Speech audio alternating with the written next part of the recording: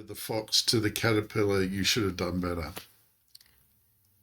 That makes no sense. Welcome, everyone. Great to have you along to Church Chat. And we hello. well, it's been I don't think I've done this for a couple of weeks.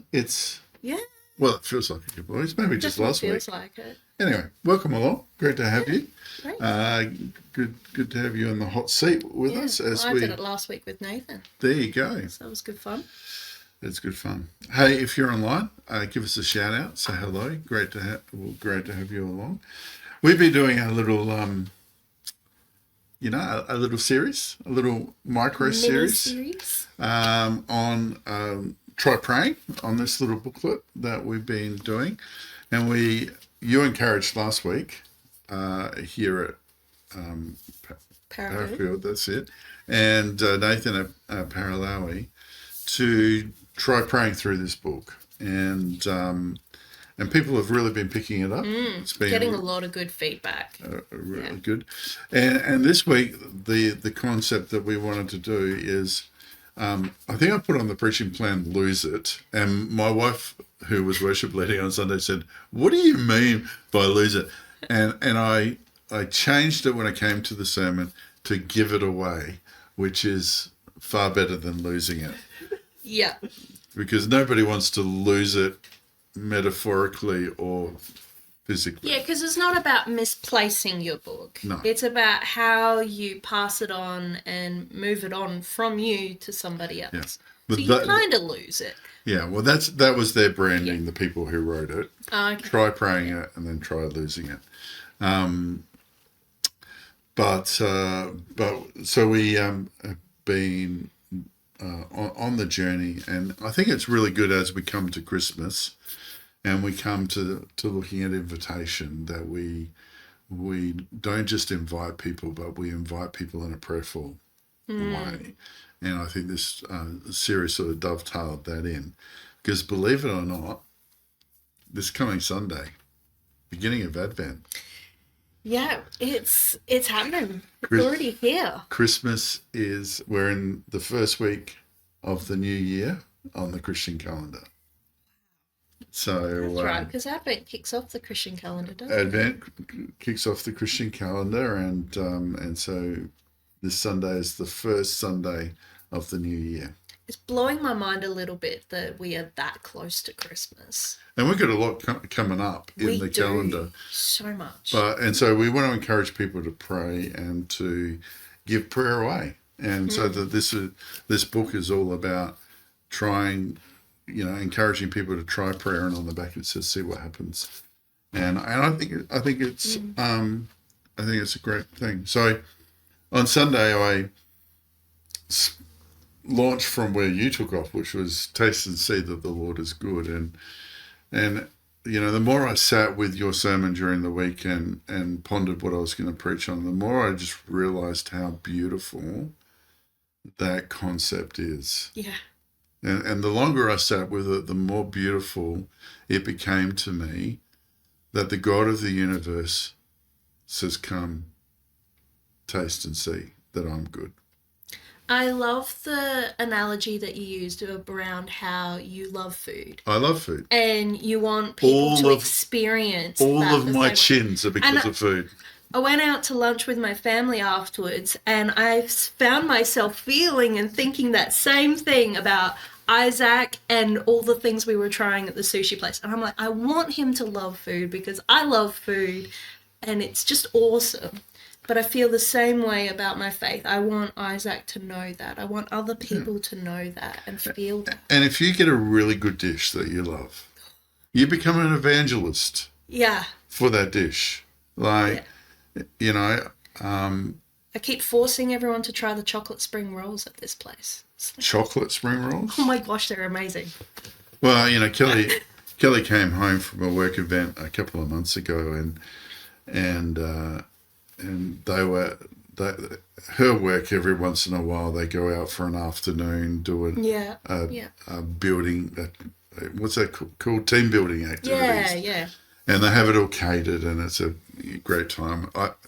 They get paid to have fun, really, and and they call it work, and which is every day for us, but for other people they have to sort of side of time. Yeah, they've got to make time for And that. she came home. She goes, "Oh my goodness, Barry, the caterer for this was amazing." She goes, "The spring rolls were heavenly."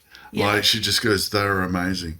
Anyway, we finished playing basketball because we play basketball with you on a Sunday night. She goes, "I really could do with some spring rolls." And because we go basketball into my mum's, there was one of the franchises on the way. Oh, And she was right. They are fantastic spring rolls. But and you didn't bring any back for I us. didn't bring anything back to you. But she became an evangelist for the spring rolls because she tasted and saw and was delighted in, the consistency and, the flavor of the food. And what we want people to do is, be the same with your faith. Just be so delighted in your relationship with God. Just have cultivated it in a beautiful way where you just go, look, you might not like what I like, but at least try and see. Yeah. Taste and see that God is for you. God wants to bless you. God wants to hear your prayers and go for it in that way. And I think if we come with that kind of attitude that God wants us to give away our faith, we are designed to be a flow through.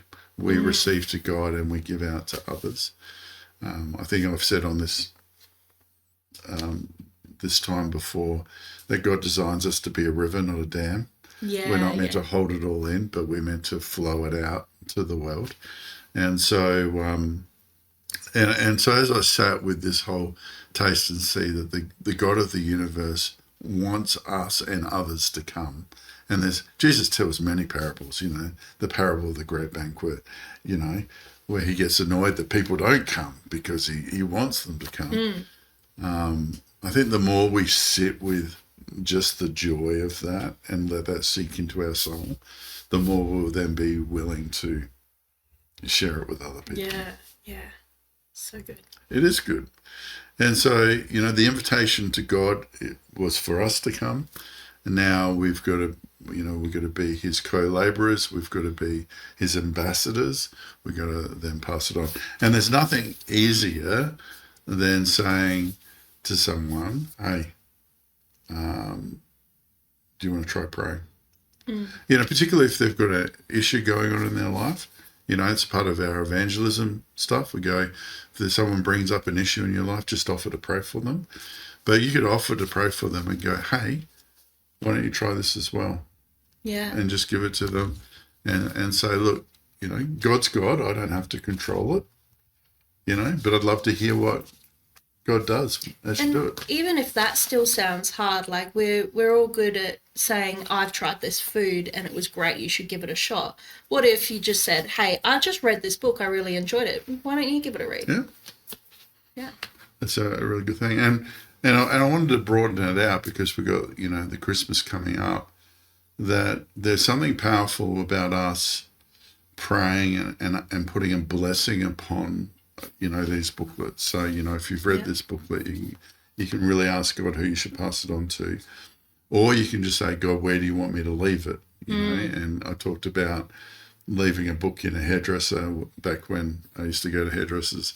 And, because I felt like God asked me to do it. And so maybe God just says, leave it in a hairdresser or a doctor's surgery or something like that, and see where it goes. And like we were talking last week with Nathan about how a few weeks ago when we went to Presbytery, we stopped at a coffee shop and I found this random Gospel of Mark that somebody had clearly done the exact same thing with and left it in the coffee shop for someone to find. Now, I don't need a Gospel of Mark, so I left that for the next person, but it's really cool. And it could be as simple as leaving the book somewhere. And I've heard stories of people finding a ripped page of a Bible. Wow. And reading it and coming to faith because of it. There was a great South Australian painter I think that's the story. And he used to, those little red Gideon Bibles that they used to give out Yeah. at school. He used to paint pictures on the back of them and sell them for the Gideons because it was one of their leaves from one of their Bibles that he picked up and read and came to faith through. So you just never know what God's going to do with the opportunities that you present. So I want us to, as a church, to be praying over every Christmas card that we put in the letterbox. Yeah. And the hampers. And the hampers that we do. That not that people will just come to our services, and if they do, that's fantastic, but that God will move their hearts in some way, shape, or form to bring them one step closer to Himself through us being proactive in this way. Yeah, absolutely. And so that's our challenge, church. And if you haven't got the postcards, you haven't given a hamper, you haven't picked up the prayer book, then I think we're out of prayer books now. Yeah, I think this is the last book, this one right here. Yeah, but we have got a place where you can purchase them from if you want to continue to. And I'll send the link away. out to everyone in the email this week. So if you're not sure where to buy them, they're coming. And so the old saying is that God blesses us to be a blessing, and so God blesses us with communion with Him. That through Christ we can come into the very throne room of God and the very presence of God. Our job is then just to flow that out to other people, and we in our minds make it far complicated than what it is. Yeah. Just the come, taste and see, we can make that complicated. Well, what about this? What about that? No, God just says, come on, taste and see. He'll take care of the rest. You just got to trust that He's got you. And then we make it more complicated than I think it needs to be about giving it away. And we can, worry about people's rejection. We can worry about it. But I can tell you this. If someone says that they don't like the spring rolls that I like, Big whoop. And if people don't want to pray, even though I love to pray, well, that's their choice. You just move on, So I think we need to sort of let go of the fear of rejection as well and just say, look, here's an opportunity. And if you want to take it, you can take it. If you don't, you don't. And I loved your point on Sunday that 80% of people would say yes if you invited them to church.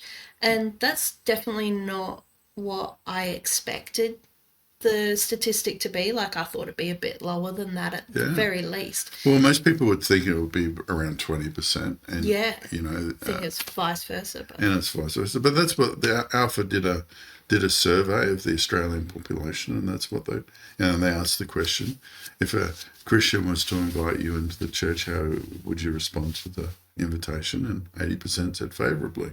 Yeah, that's amazing. It is. And if we understand that most people will say yes, then that helps take away that fear of rejection, because there's actually quite low chances of you being rejected for asking that. Yeah, no. And even then, they're not actually rejecting you. They're rejecting church. Right. They're rejecting God, not us. Now, I've got a guy that I play basketball with. I've been playing basketball with him for 20 years. He's made it very clear to me that he hates all religion and hates the whole concept of it. Now, am I going to go up to him and go, you should come to church? Well, probably not. He's probably made it already clear. But if God nudges me, then I might, because you never know, over time people shift and change, and there's a circumstance that happens in people's lives and things can become different. But I think that for the majority of people that are in your life, and you've had that with your family, you've seen your family come back to church because you invited them back in, then most people are disillusioned enough with the world to realise that there's got to be some greater truth out there. Yeah. And I think that's the season we're in, and we should seize the day. Absolutely. So I want to encourage you, church, get out there, share, just pray for people, offer prayer, give booklets away, pray for invitations that they'll hit the right person at the right time, and let's see God do amazing things in our midst. It's going to be awesome. All right. God bless. See ya.